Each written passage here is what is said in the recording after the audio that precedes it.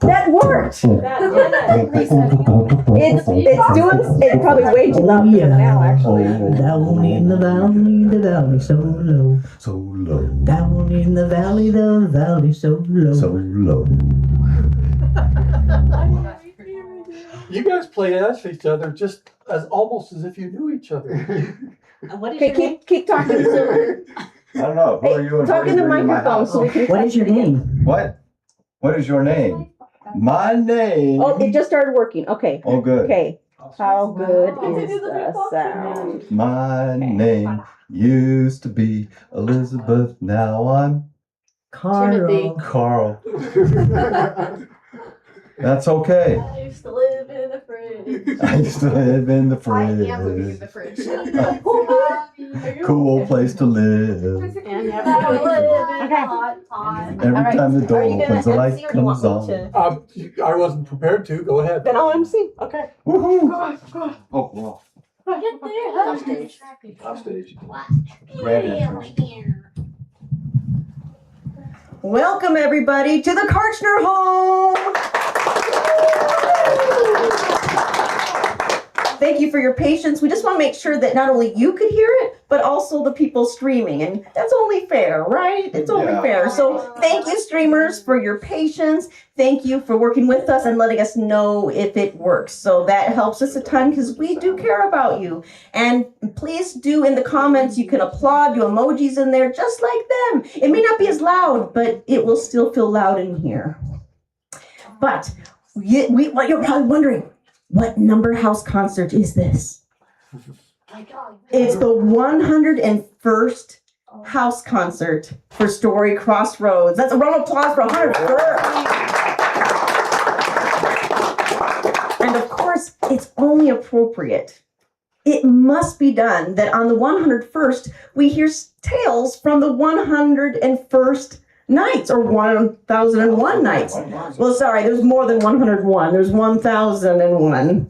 And we have the amazing Karl Behling and Janine Evans to explore through this world. Now, they have performed this at the Utah Renaissance Fair. They have performed this also at the Weber State University Storytelling Festival, at libraries all over the place. And this is the first time that it's in more of an intimate home setting, but also streamed to you. So you can explore this wonderful, wonderful piece. Now, there's a lot of stories within it. They're not going to go into every story. There's just not possibility of that because I don't think the Karchners are letting us stay overnight. So because of that, we're going to try to contain it and you'll get at least a hint. And afterwards, you're going to want more. I know it. Now, with Story Crossroads, this is a 1 week before our biggest event of the year, which is our summit and festival. So that is May 2nd and 4th through 6th. It's at storycrossroads.org/festival. You can get the full schedule. We are virtual. We also do recordings. So it doesn't matter if you're in Utah or not, you can experience that festival. And that we'll save for another time because we want all of our attention with Karl and Janine. So let's welcome to the stage, Karl and Janine, Janine and Karl. Welcome. What a wonderful, wonderful evening it is to be here with you all. And I'm going to turn the stage over to Janine. What? Yes. Okay, I'll try and think of something.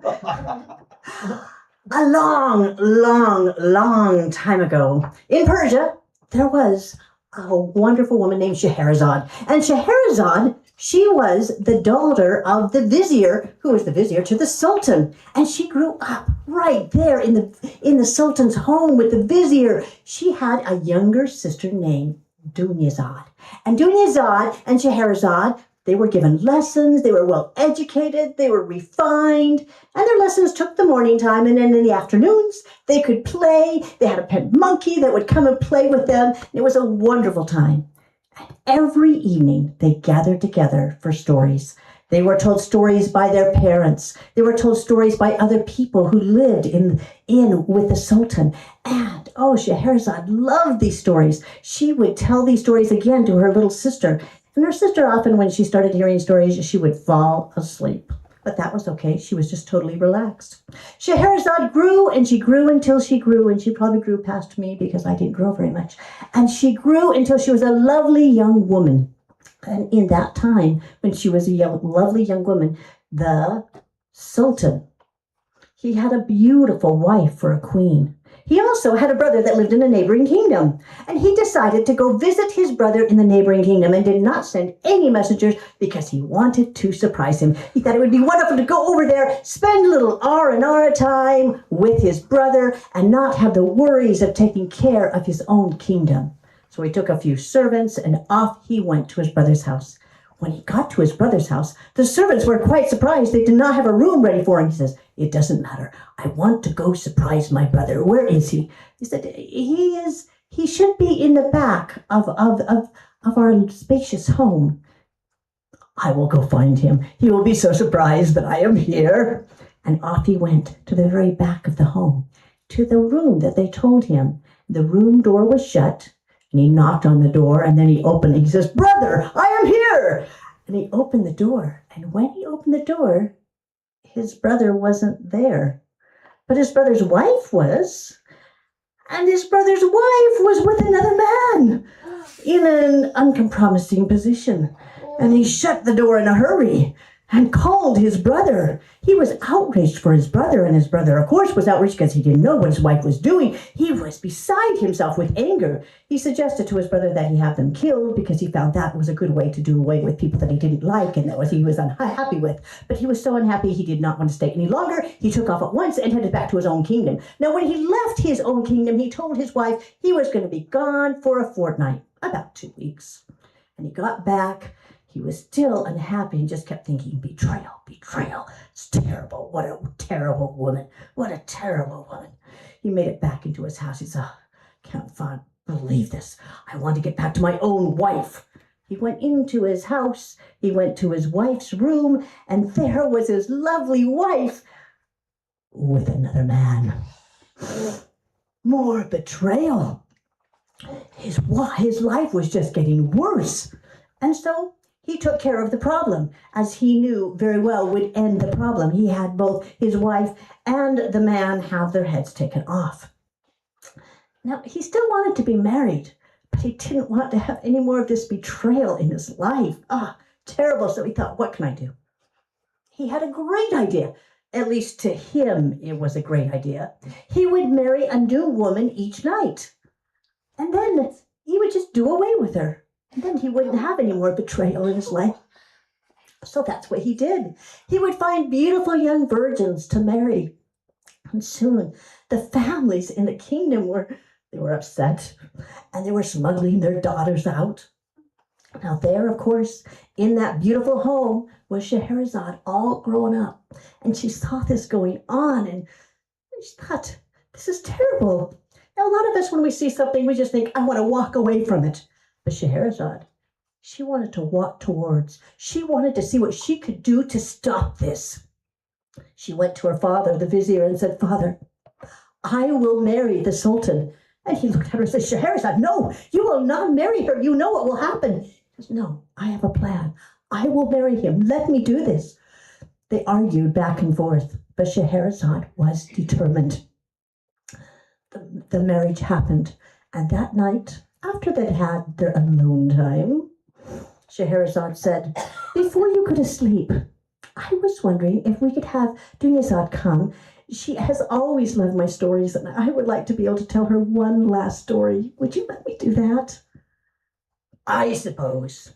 So Dunyazad came into the room, and Scheherazade began to tell a tale. She told this story, and the king, that Sultan, he was entranced. He listened and he listened, and soon Dunyazad was asleep. And she said, "Oh, she is asleep. Sir, kind sir, your majesty, I am just going to go now." He says, "Wait, you haven't finished the end." He says, "Oh no, I will not finish the end tonight." "But you must." "No, that is all for tonight." And he says, "Well, then tell it to me tomorrow." "I would be glad to." And so it was. The next night she finished that story. She began another story. But she didn't finish the end of that story. And every night it went on the same way. Dunyazad would come into the room. She would tell her a story. Dunyazad would fall asleep before that story ended. It went on and on like this. And in a story, sometimes, when a story is told, is woven together with threads, there's usually always trouble. There's usually things that we can relate to as people. And that Sultan, he began to find things in that story, that the stories that were told that related to him. And his heart began to soften. And he opened up his eyes to what he had been doing. And he opened his heart to Scheherazade. And before those 1001 nights were over, his heart was given to Scheherazade. And he didn't even want to do away with her life. And so at the end of the night, one night, she said, I will tell this to you tomorrow, the rest of the story. And he says, there will always be another night. And there was. Now, in these stories, there were many stories that she told, but one of them, Karl is going to tell you next. So let's give a hand to Karl.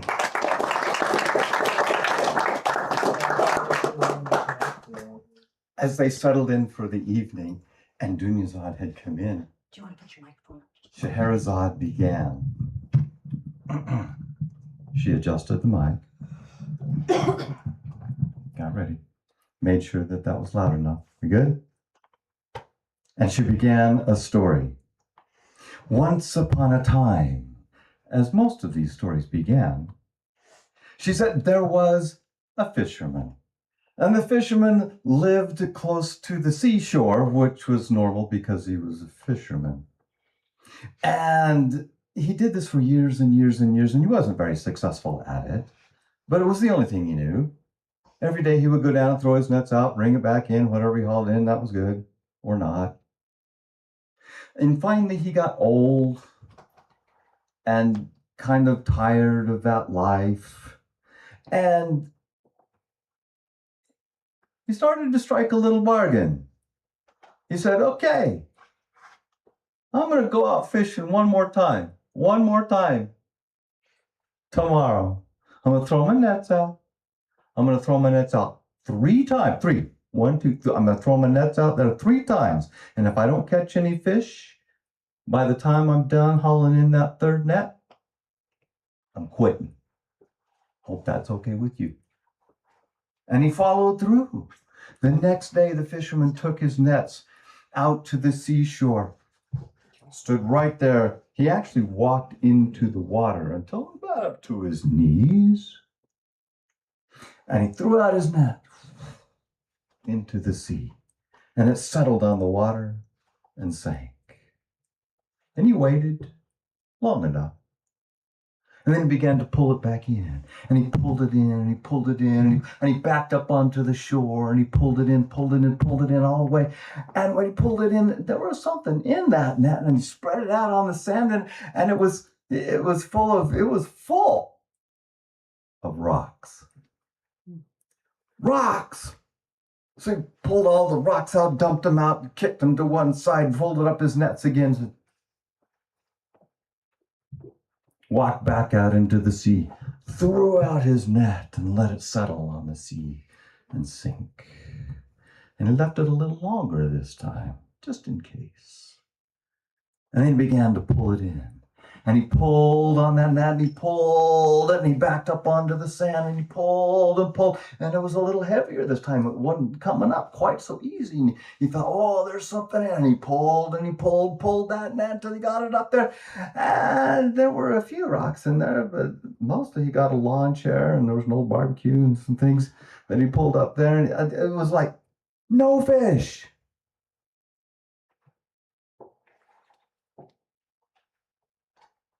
And he rolled up his nets, and he stepped back out into the water, and he threw the net out, and it settled onto the sea, and it sank. And he waited even longer. Can we wait that long? No. Just waiting. Until it was time. And he started to pull that in, and that net, it was heavier than it had been ever. And he pulled on it, and he pulled, and he backed up on the thing, put it over his shoulder. And he had to lug that thing up onto the beach, and he unfolded it, and there were some rocks and excuse me, sea air gets to me sometimes. And there were some rocks, and there was some coral, and there was some seaweed in there. But way down in the middle of it, he pushed that aside, and there was a brass bottle. It was heavy. He shook it. You couldn't hear anything inside it, but it was really heavy. And it had a stopper on the top of it that was sealed all the way around. And he looked at that, and he shook it and said, wow, maybe I can get something from the brass merchants down at the bazaar. But that's, and he looked at it closer, and that seal around the topper that was on the jar, it had a seal on it, like a signet ring, all the way around it. And he read it. It was in Arabic, so I'll translate for you. It said, Suleiman the Great. Now, Suleiman had power over the jinns. And he thought, oh, maybe. And he started picking at the lead around the stopper, and he got his thumbnail underneath it, and picked it up, until finally he kind of squeaked the top on it like that, and popped it off. And he turned it over and started shaking it like that, and nothing came out. Nothing at all. Pound on the bottom of it, nothing came out. He dropped it. Just, darn, it wasn't a genie. Except that something started leaking out of the bottle, and it was black, and it was kind of cloudy, and it came out all on a whoosh, and it was and a big black storm all around, and that coalesced into a very tall genie. And the genie looked down at him and said, thank you for releasing me. And the fisherman said, oh, do I get my 3 wishes? And the genie said, no. You get 1 wish. And the wish that you're going to wish is, how do you want to die? Because I'm going to kill you. Wait a minute, this is not how the story goes. Okay, genie, 3 wishes, bam, bam, bam, all the gold, all the luxury, all that, the fine life, all that.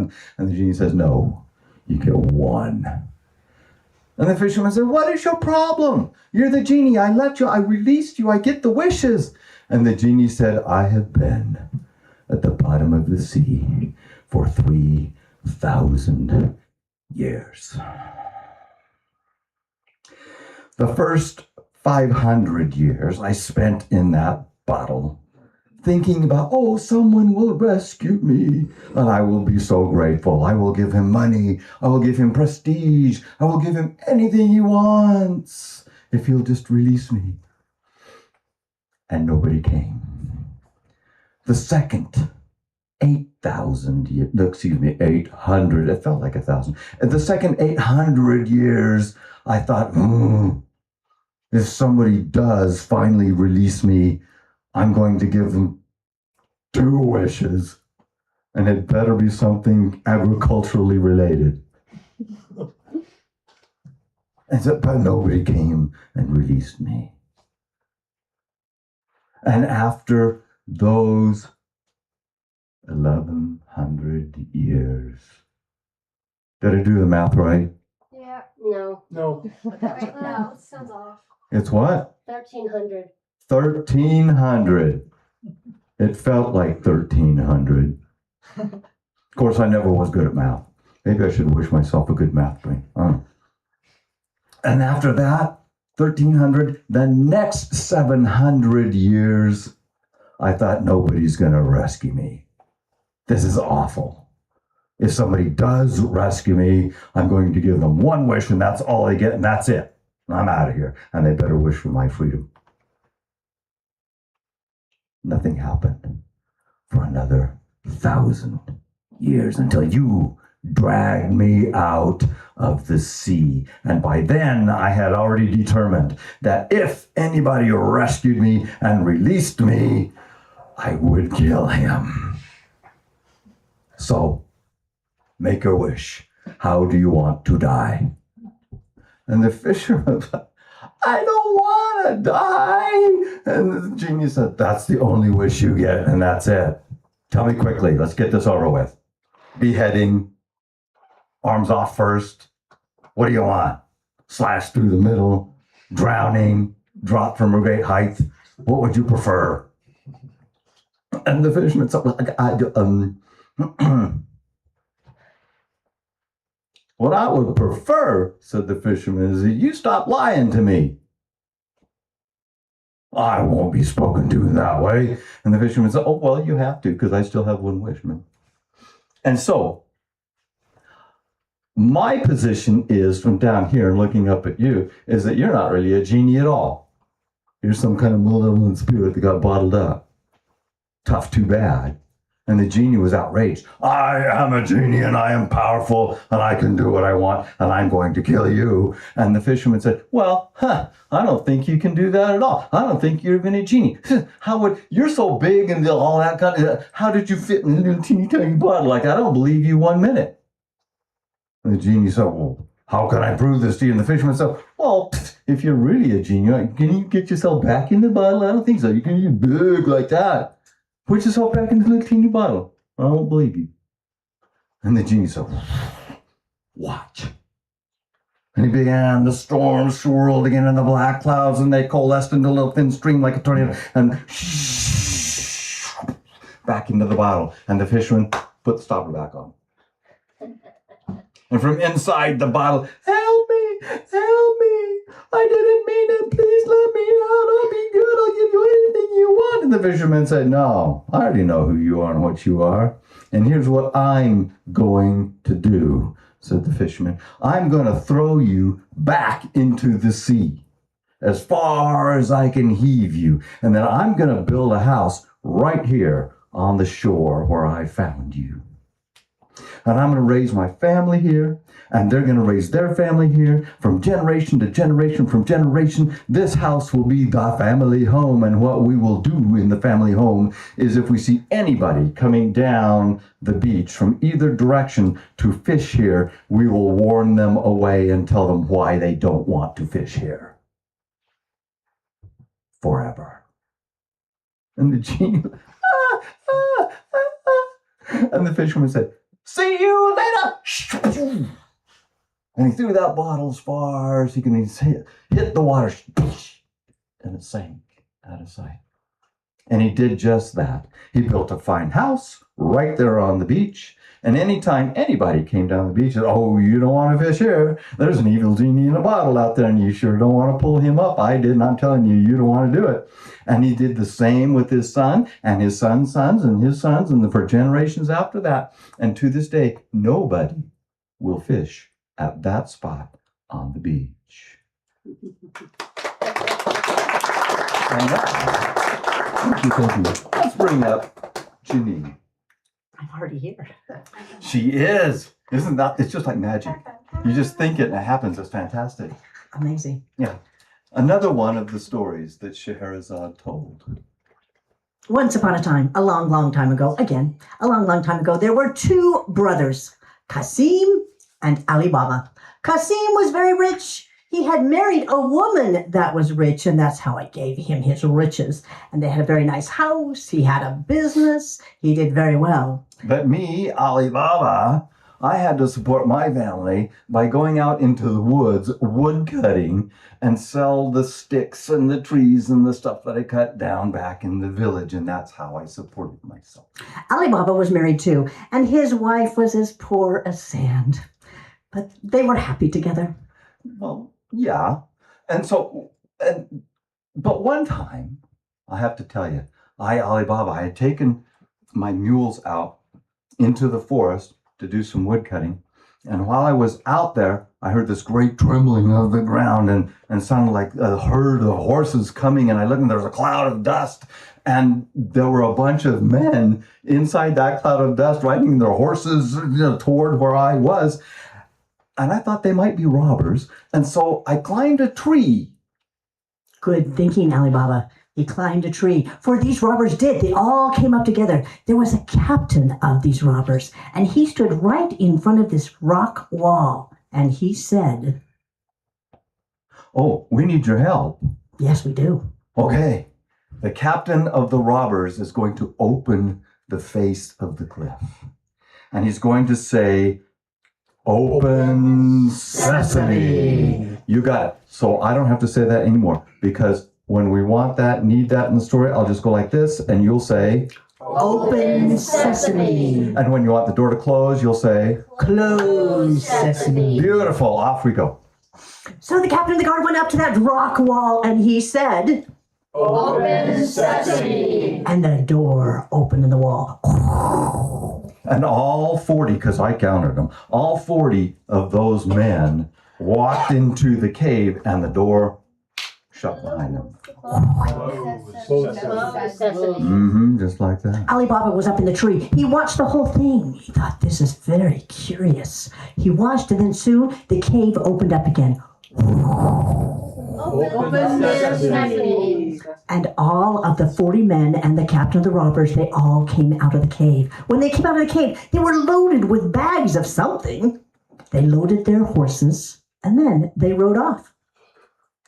Alibaba thought, And I thought, whoa, I heard very distinctly what that captain of the robbers said to that rock wall. And what it did, I'm going to go try it. And so I climbed down out of the tree. I went over through the bushes to where that place was, and I said, Open sesame. and the door swooshed open. And I expected it to be a dim, dark cave inside, of course. But as I went in, it was well lit from above, and it was carved out. It wasn't a natural cave at all. But whoa, what was on the ground? Oh my goodness.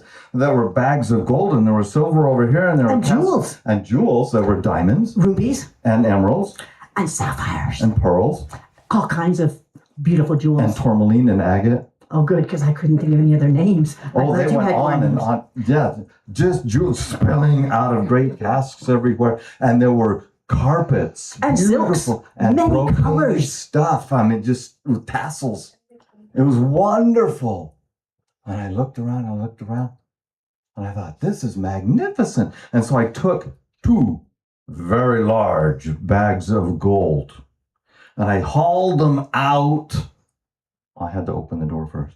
Open sesame. And I walked out with those bags. I didn't walk out. I dragged them out. I put them up on my mules like that. And then I put all the firewood I had collected around the outside of those. And I walked back and I said, Close sesame. and I went right back home. Now I took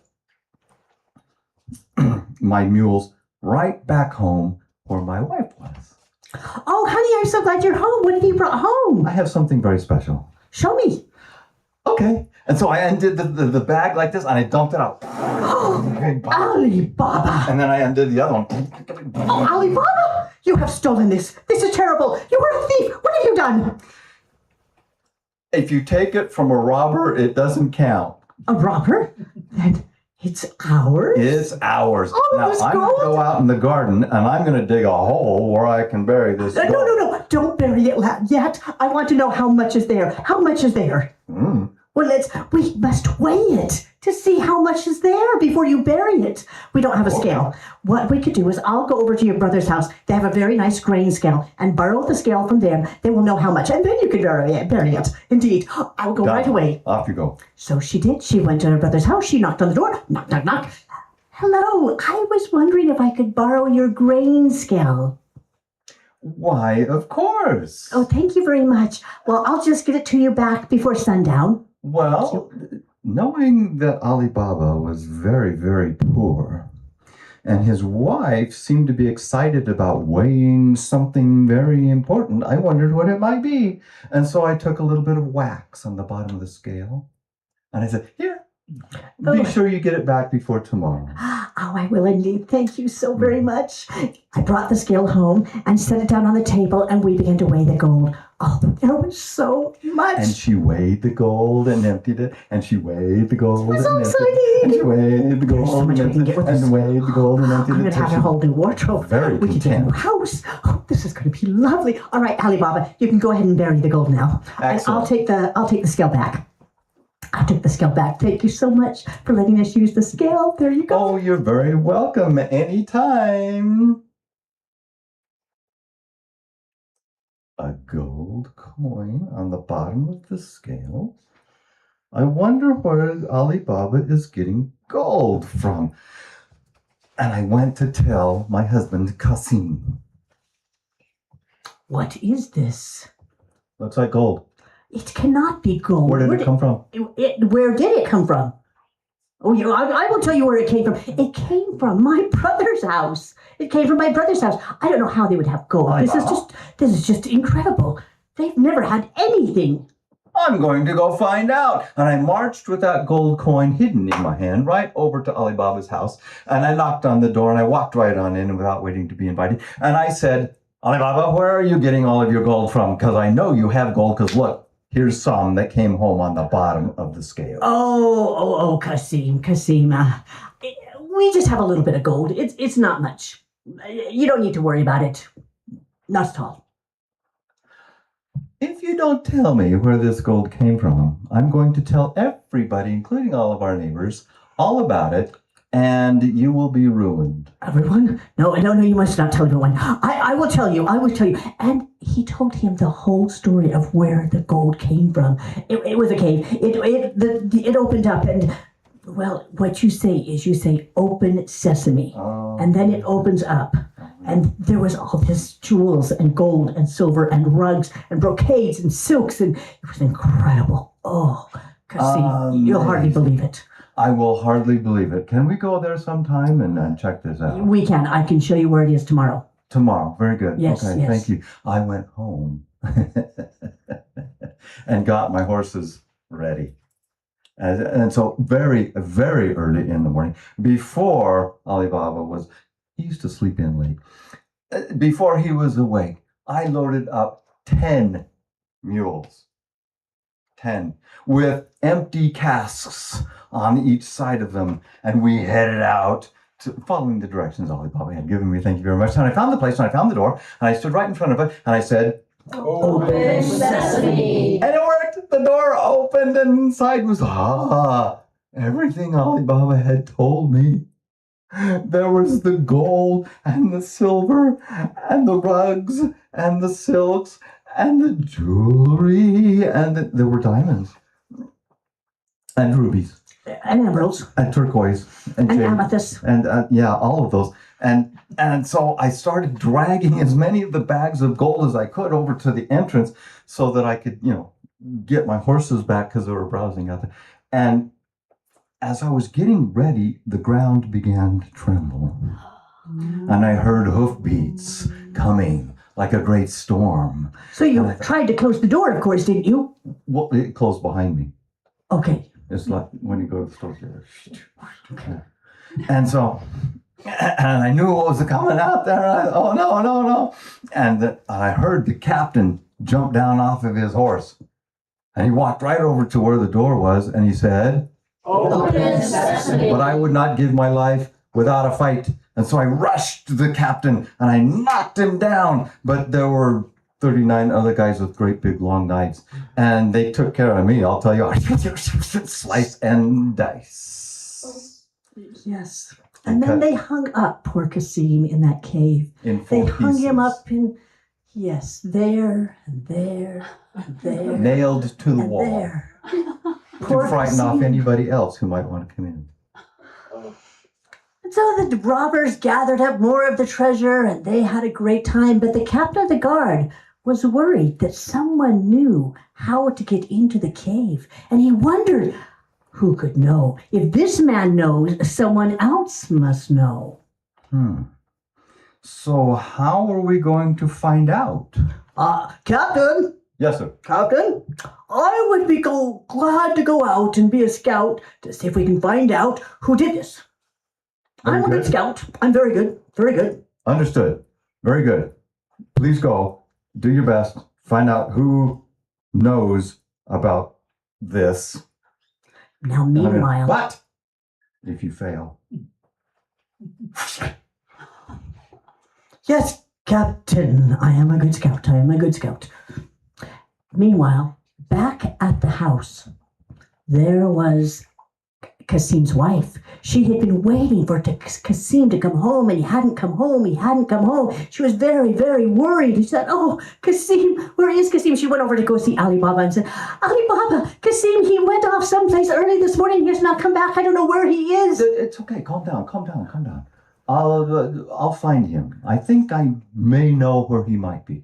It's okay. I'll go find him. You can. Hang I'm on. very worried. And so I rode as fast as I could out to the cave. I got to the cave just fine. I said the magic words. Open sesame. Mhm. And as the door opened, I looked and I saw Kasim and Kasim and Kasim. Kasim. And so I gathered up all the parts of him and I put him on my horse and I put some firewood over the top of it to hide him. And I also got a couple of bags of gold with me and put them on another horse. Okay, and I took the remains and the good stuff back home. And I dropped off the 2 horses with the gold at my house. And I took the other horse with what was left of Kasim over to his wife's house and knocked on the door, which was answered by Marjana. Marjana. Hi, I'm Marjana. What do you have here, Ali Baba? Shh, you've got to keep this quiet. This is what's left of your master. No. Just go tell my wife that I am here. I will. The news was told to the wife, and Marjana tried to comfort her mistress. And then she had a wonderful plan. She says, what we will do is we will act like that he has gone through some kind of sickness, so people won't know that there was a tragedy here, and word won't get back to whatever happened here. So I will go to the apothecary and ask for some medicine. And in the meantime, you come and visit with your wife to pretend that you know that Kasim is sick. We'll come over and moan and Not yet. He's not dead. Just be attentive. Not dead yet. Not dead yet. No, Okay. he's just going to be sick right now. Okay, sick. I went to the apothecary and asked for some medicine. I brought it back to the house. We tried to administer to him. Of course, it wouldn't work, but we just pretended to administer to him. And then the next day, it was worse. I went back to the apothecary and I says, I need some of the essence, please. Now, you only give that if someone is deathly ill, close to death, and they hope that they can bring him back. I took the essence and I brought it back. And, well, we put it by the body. And the next morning, it was no surprise to any of the neighbors. The weeping and the wailing and the crying that came out of Kasim's house. Oh, my master, they said, he's dead. And all the neighbors were so upset. But I had another plan. I said, well, in order to bury him, we have to do something. I'm going to leave early this morning. It's not even hardly light yet. And I'll go get There's a a cobbler. problem. There's a problem. What? You can't bury somebody who's been hacked to pieces. I know. It's just not done. That's what I'm going to do. I'm going to go get the cobbler and he can sew him up. Ah. We would not want to bury him in pieces like that.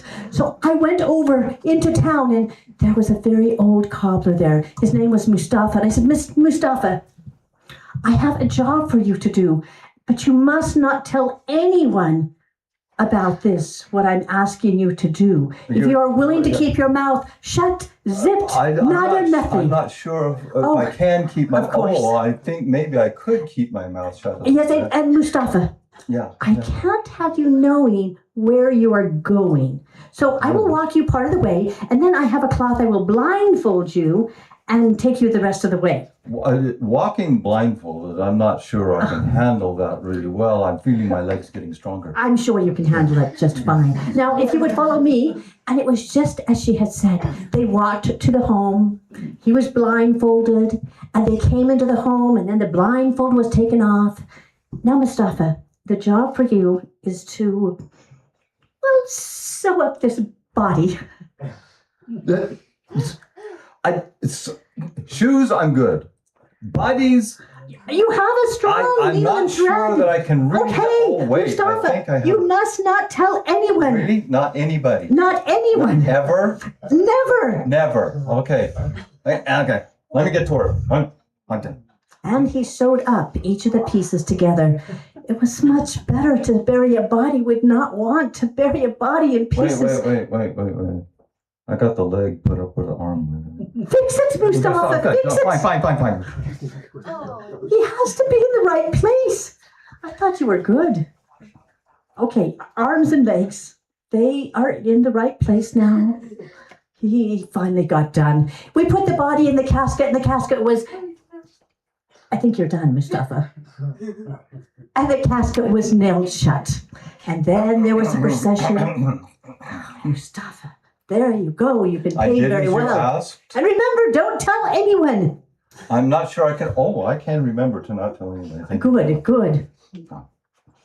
And the ceremony was done, and everyone And knew he Marjana was went sad. with the casket, and Kasim's wife stayed at home and wept and wailed. And that's how it goes. So then, in those days, it was tradition that if a brother's wife lost her husband, thank you, then that he would take her to wife. Now, of course, Kasim had the better house, and so Kasim was gone. I moved into Kasim's house, a much nicer house, a much bigger house, and set up housekeeping. With 2 wives.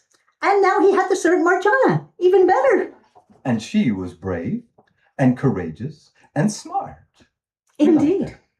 So meanwhile, back at the cave, there were the robbers. For some information, do you know of anybody that was killed in a strange way? I don't know. I think my eyes aren't working very well. I'm beginning to see better already. As a matter of fact, my eyes may be weak. But if I do say so myself, I am a great boot and shoemaker. And as a matter of fact, the other day, I will tell you, just yesterday, as a matter of fact, I sewed together a quartered body in a room with much less light than we have here. And I did a very good job of it, if I do say so myself. Could you lead me to where this body was? Lead you? I Yes. don't know if I could lead anybody. Oh, wait, I'm remembering where that was. Yeah, but part of the way I was blindfolded, so I can't... But if you blindfold me... Then your feet will lead the way. The feet will lead the way. I'm sure they will. Here, let us go at once. Thank you very much. They went at once to the house. When they got to the house, Mustafa said, "This is the one." And the scout, he looked at it and he said, what I'll do is I've got some chalk in my pocket. I'll just mark down here at the bottom of the doorway. These houses all look so similar. Then we'll know this is the house. And I'll go back and tell the captain. I took mark on the house. How strange. There's no other chalk marks on the street. Whoever has done this is up to no good. And she grabbed some chalk from the house and she came back and she marked all the other houses on her street with chalk.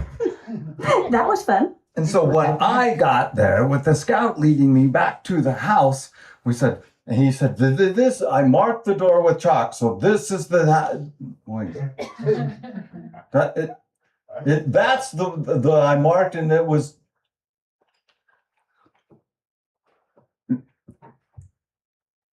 They all have the same mark. The captain was upset. He took the scout back to the cave, and the scout was no more.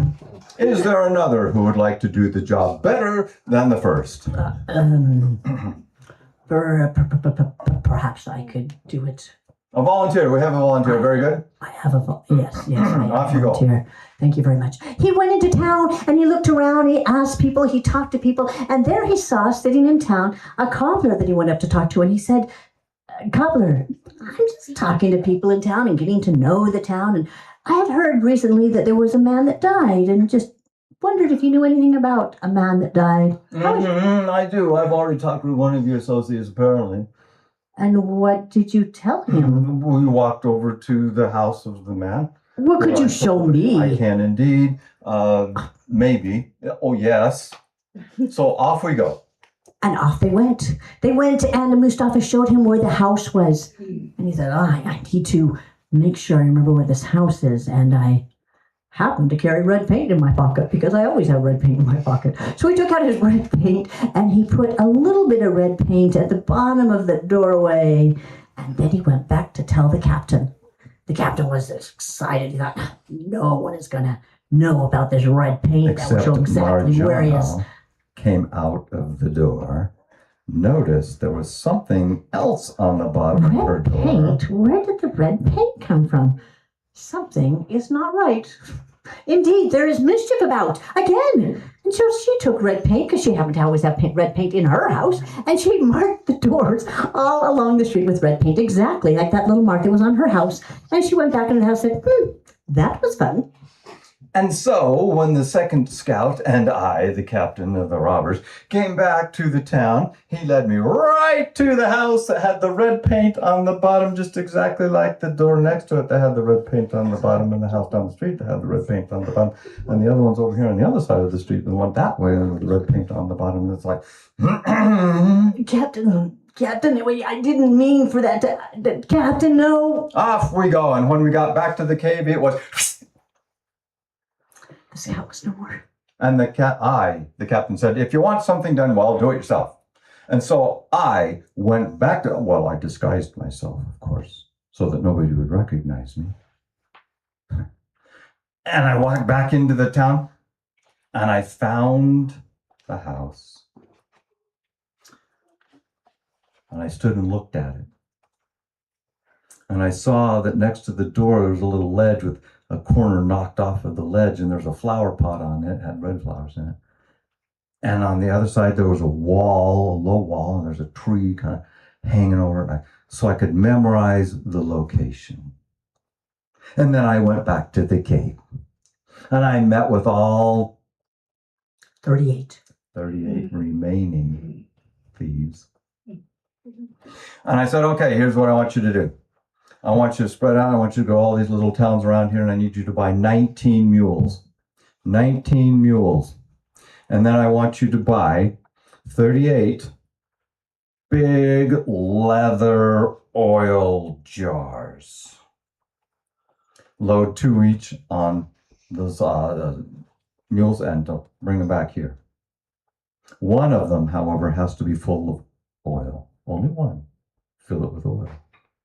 While they spread out, they got all the mules, and they got the leather jars, and they tied them on the sides of the mules, and they came back.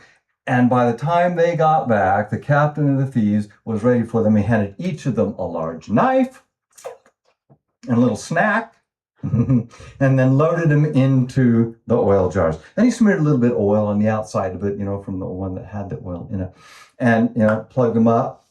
And then he led the whole entourage. I led them back to town, this time disguised as an oil merchant. He came upon Ali Baba's house, and he knocked on the door. Oh, yes. Marjana came to the door. Yes, sir, how can I help you? Well, I have brought oil to sell at the bazaar on the morrow, and it's getting late, and I wondered if you could give me a place to rest for the night. It is just yourself? Yeah, and my mules. Oh, my, you do have a lot of mules there. Yes, let me check with my master. I checked with my master, and he did say that he could come in and rest. Absolutely, bring the man in. It was so late, we had already had dinner. In the stalls, we'll take care of his mules. Oh, very nice. Come in. I will take care of you. But please, here is the room that you can stay in. You can rest yourself. And I am just going to finish preparing a stew for tomorrow. Have a very nice night. And I, on pretense of checking on my mules for the night, went out to the first leather bag hanging on the mules, and I said, now, later tonight, I'm going to throw some pebbles out of the window where I'm staying. And when you hear the pebbles, okay, you take your knife and you slit it open and you come on out, and I'll be there waiting for you. We're going to take care of this guy. And his whole household. Now, Marjana, she was preparing that stew when suddenly her oil lamp started going lower and lower, and she realized, oh, I didn't get more oil. Oh, it's lucky we have an oil merchant staying here. There's got to be oil right out here. So she went out into where all those mules were and the big oil jugs, and she walked across the rocks that made the sounds that she went up. And as she passed that first donkey where there was the great big oil jug, she heard, "Is it time yet?" Is it time? Was it a genie in there? Was it, what was in there? "No, it is not time." She walked to the next one. Is it time yet?" "No, it's not. Oh, sorry. No, it is not time." She walked to the next one and the next, and it was the same Is thing. it time? Is it time? Is it time? Is it time? Until she finally made it to the very last one, and she listened. No sound. So she opened the lid, and there was oil inside. So she took some oil. She went back in the house. She got a nice big container, and she dipped that down to the oil jug, and she brought it back in the house. And she knew whatever was out in those other jugs, it wasn't good. It was not good at all. So she took that oil, and she began to boil it. So it got very, very hot. And now, I don't normally do these kind of things, but I needed to protect the house. So I took the oil. I hate to even admit that I did this, but I took this oil with a cloth around it, and I went to that first jug, and I opened the lid quickly. I poured in some oil and put the lid back on. I heard a terrible sound. I went to the next one, poured again, and put the lid back on again and again and again until I did that. And I felt terrible, but the deed was done. I went back into the house, and I tried to go back to sleep. It took a long time for me to go to sleep, but I finally went to sleep. And finally, when all was quiet and the lights were out, I, the captain, rose from my bed, went to the window, and began to throw pebbles down into the courtyard. Nothing. And so I went down to see what might be wrong. I got down into the courtyard, and it smelled awful. It was like burning oil. And I popped the lid, and it's like, whoa! And I put the lid back on, and then I forced the lock on the garden gate, and going over several walls, I left. In the morning, Ali Baba woke up, and Marjana said, "The oil merchant has left." Well, why didn't he take his mules and the oil with him? "Well, you see, they couldn't really go. He just left on his own. If you want to go out and inspect them, you can." Well, of course.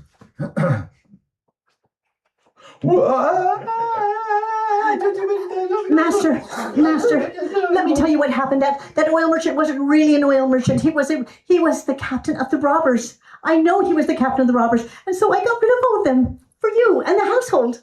I did it. Yes, for you. Thank you. You Yes. saved our lives. Marjana, I grant you your freedom. Thank you. Thank you for saving us. Yes. I have saved you, but he may come back. No, not really. He might come back. Unbeknownst to Ali Baba and the household, the captain of the thieves, after having made his escape, went back to the cave, decided that he was lonely without all of his companions, and thought of a way to get rid of Ali Baba. He dressed himself up as a cloth merchant. And he took loads and loads of the fine rugs and the silks and the fine brocades and things. And he set up a little shop on the street, right across the street from Ali Baba's son. Because Ali Baba had so much money, he decided to set up as a bazaar or a little shop for his son to make money. And they were selling carpets. So there saw just across was Ali Baba's son, and there was the captain of the guard. And I would invite him over for lunch occasionally and a little something to drink in the heat of the day. And Ali Baba friends. Ali Baba's son said, "You should come to my house and meet my Oh, I father." would love very much to do that. Yes, come over this evening. Fine. Well, I'll be there. Thank you. Great. And so he did. That very night he came in, and Marjana was in preparing food, and he had been showing in. And then Marjana came out, and I said, well, not out loud, but I said to myself, "That is the same captain of the robbers. He is back in this home. This is terrible. I've got to do something again. What can I do? Ali Baba, he didn't even notice that this was the captain of the guards. I think his eyesight was not so good at this point. I think he just was not thinking clearly. He was just ready to entertain someone. But Marjana, I knew what I could do. So the food was served, and they ate, and they were happy. And the I went dessert out. was served, and it was delicious. And after the dessert, of course, the entertainment. So I dressed up in a beautiful dress of red and gold. And I came out and I said, Master, may I dance for you tonight and your company? You're going to love this, I said to my company. Marjana, she's not only smart and wise and And a good cook. and a good cook, okay, she's also a great dancer. You're going to want to watch this. And Marjana came back in the door with a veil and her tambour, and she began to... So I danced and I danced and I danced and I loved it. Come on. And I went over to Ali Baba's son and I said, Ali Baba's son. Thank you.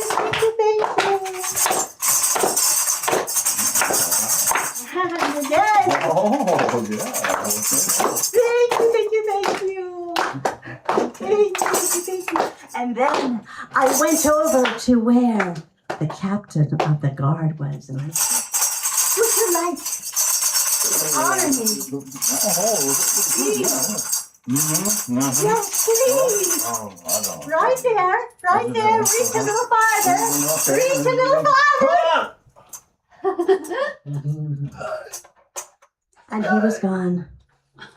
Ali Baba looked at what Marjana had done and said, Oh, you foolish, unhappy girl, what have you done? You're going to destroy our family. You're going to ruin us. Oh, Master, look closely at the man. That is the captain of the robbers. I have saved you again. Again? That's just the girl I am. You have earned the right to be my daughter-in-law. Here's my son. You can marry him. Oh, What? I've always admired your son. Oh, and I kind of liked her too. And so it was a good deal my dad set up for us. And so, do I get freedom? Well, yeah, you're my daughter-in-law. What are you talking? Yeah. Wonderful. Then we can live happily ever after. We can indeed. And so I told my son all My about husband. the cave. And I told him the whole story And the magic words. and the magic words, including Open sesame. Close sesame. and I took him out there one time and we did the Open sesame. Close sesame. and we brought back all kinds of gold and But cool not stuff. too much. Not too much. No. Because I told my son all about it, and he in turn, when he had children, told his son about the cave. And his son in turn told his son when he had children, and they grew up wealthy. And he told his son and his son and his son and his son. And for generations after that, because they were prudent and wise, Ali Baba's generations after him lived comfortably and very, very rich. And so they had treasure. And may you have treasure of stories within you. May you tell this story to someone else. Thank you for joining us.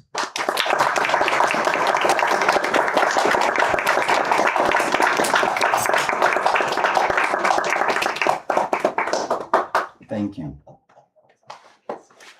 Rachel Hedman. How fantastic was that? I mean, can you imagine if you experienced the 1001 Nights and all those stories they were told by these two? Let's have a nice round of applause to Janine, Evelyn, and Karl.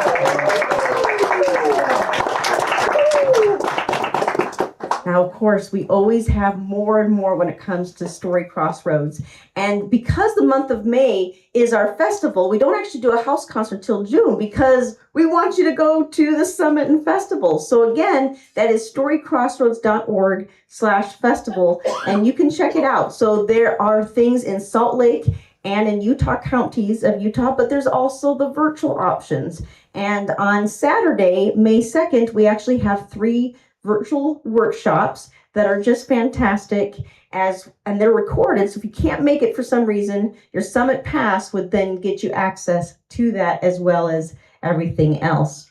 But if you go to the in-person events, if you go there, it's actually free. If you go to the libraries or to the park, but if you actually want the recordings, but also the virtual workshops, that's where it's more ticketed. So just explore it over there and you'll see that. And then in June, we will resume once again and we'll have the what number house concert? 102nd. 102nd. See, you guys are great at math. See, you're great. And with that, we also are always thankful to our funders throughout the year. So we are grateful to the National Endowment for the Arts. We're grateful for the Utah Division of Arts and Museums. We're thankful for Creative West. And there's also the Zoo Arts and Parks of Salt Lake County, also known as ZAP, and the Salt Lake City Arts Council, and the City of Murray, and we have the Murray Library, and the American Fork Library, and the Pleasant Grove Library. We have a lot, and we also know that you help out as well. And so with these house concerts, you can come whether or not you donate, but it does make a difference. And especially if you haven't heard, the art world has gotten a lot of cuts lately. And so we're trying to be more creative with that. So anything that can be given is definitely appreciated. And that for those who are streaming, you have a QR code, but it's storycrossroads.org/donate, a very easy way. And that way, not only do we exist and do great things, but also we send that along to our story artists like we had tonight. So here's the thing, when it is like this, those who are in person, there are going to be some snacks and everything. Now for those who are streaming, I can't exactly give you snacks through the screen, but I'm giving you permission to go into your pantries or your fridge and find something and eat something before you do whatever's next. So go do that, okay? You promise? Okay. So with that, thank you again, everybody. We also again appreciate the Karchners for having us home. Thank you, everyone.